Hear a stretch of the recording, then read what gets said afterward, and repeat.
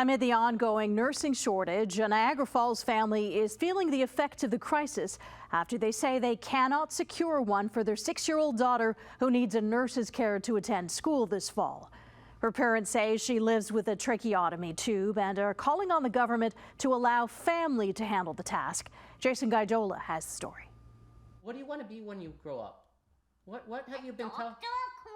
So in order to become a doctor, what do you have to? You have to go to school. 6-year-old Bianca Guilgotta lives with a tracheostomy tube, and her family says a nurse is required to be by her side when school begins.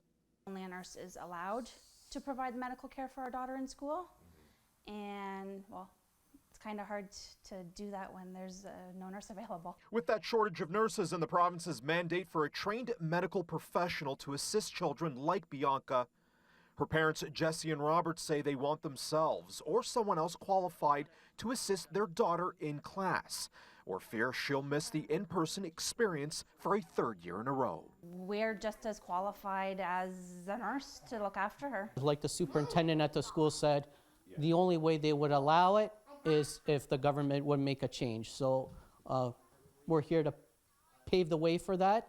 The Niagara Falls family say when Bianca was 4 months old, she developed a pulmonary hypertension condition and needed a tracheostomy and a ventilator. Today, she can speak and is eager to go back to school, but needs the right person to feed and suction her at all times. So just to keep an eye on her breathing, make sure like if her trach tube was ever to accidentally come out, you have to get that back in as quickly as possible, otherwise she's not going to be able to breathe. There's a lot of things to look out for, which Like subtle signs that nurses are not trained to look for. The Niagara Catholic District School Board tells CHCH News it won't comment on the specific matter, but add Niagara Catholic fully complies with the Ministry of Education's guidance on all matters, including PPM 81. PPM 81, a Ministry of Education policy that directs health services in schools.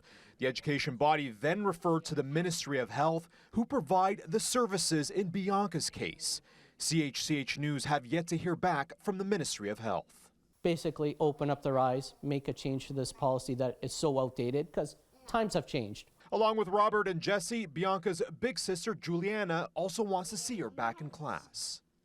She needs the right to an education. Jessie and Guilgotta, CHCH News, Niagara Falls.